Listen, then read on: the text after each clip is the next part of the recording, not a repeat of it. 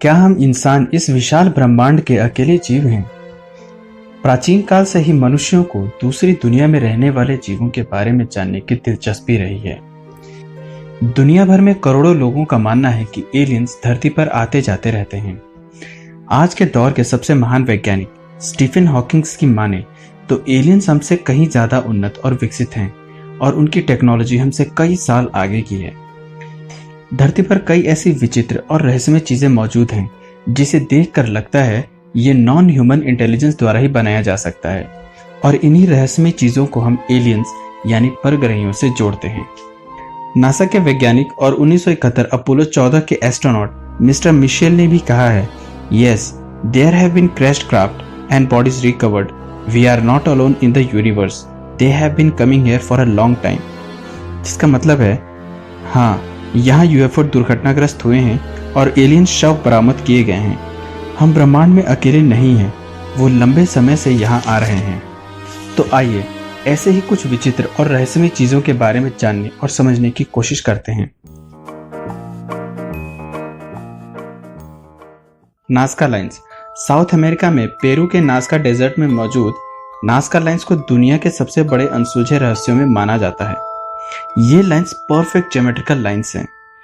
इस रेगिस्तान में ऐसी 800 विशालकाय आकृतियां और लाइंस मौजूद हैं। ये आकृतियां और लाइंस इतनी विशालकाय हैं कि इन्हें सिर्फ आसमान से ही देखा जा सकता है। इनमें कुछ आकृतियां जानवर, मछली, पक्षी और इंसान जैसी आकृतियों की है।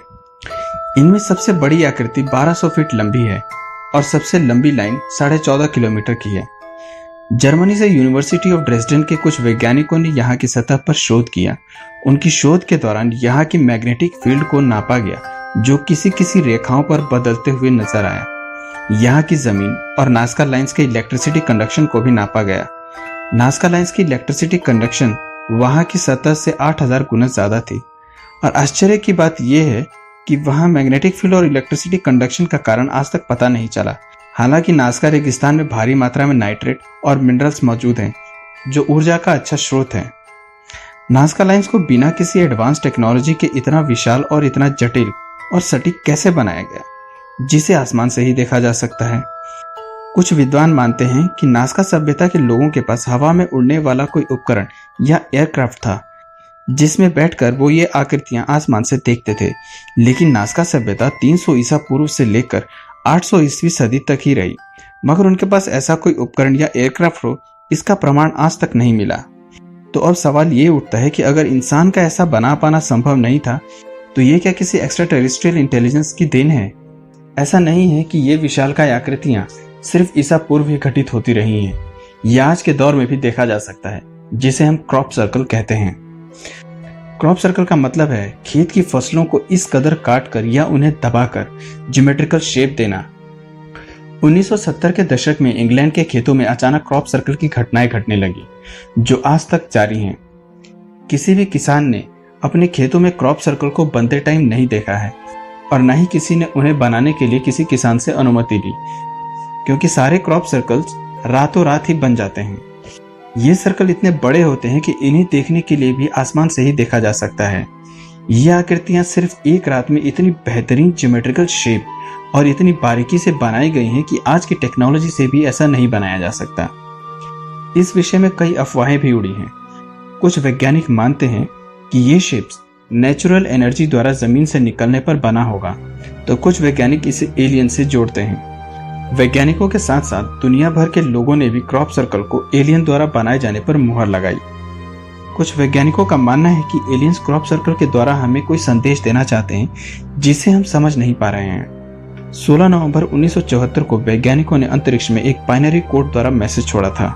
इस बाइनरी मैसेज में हमारे सौर मंडल में पृथ्वी की लोकेशन, मानव की संरचना, डीएनए स्ट्रक्चर और कई जानकारियां मौजूद थीं। इस मैसेज को अर्सिवो मैसेज कहा गया, जो रेडियो वेव्स के द्वारा अंतरिक्ष में भेजी गई। वैज्ञानिकों का मानना था कि अगर अंतरिक्ष में कोई इंटेलिजेंस एलियन सिविलाइजेशन होगा, तो वो इन सिग्नल्स को जरूर ट्रेस करेगा और उसका जवाब भी हमें देगा। इन सिग्नल्स को भेजने के कुछ साल बाद लोग इसे भूलने लगे। फिर 27 साल बाद 2001 में यूनाइटेड किंगडम की सबसे बड़ी टेलीस्कोप एंड ऑब्जर्वेटरी के पास के खेतों में एक क्रॉप सर्कल अचानक सामने आया, जिसे देखकर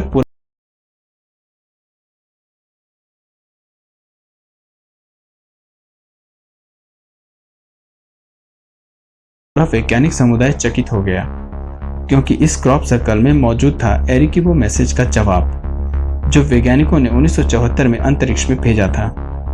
इस क्रॉप सर्कल को दुनिया का सबसे महत्वपूर्ण और प्रभावशाली संकेत के रूप में माना जाता है। इस क्रॉप सर्कल में एलियंस ने बताया है कि एलियंस की डीएनए की संरचना इंसानों से अलग है।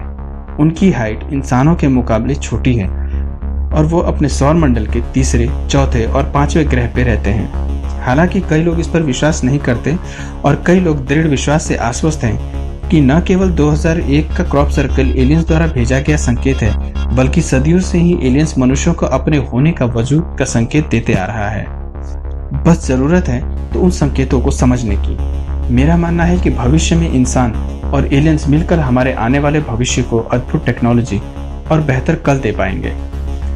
आप भी अपने विचार मुझे कमेंट करके जरूर बताएं। अगर ये वीडियो आपको पसंद आया तो लाइक, सब्सक्राइब और शेयर जरूर करें। मिलते हैं फिर किसी विचित्र घटना के ठोस सबूतों के साथ। तब तक के लिए नमस्कार and thanks for watching. Bye bye.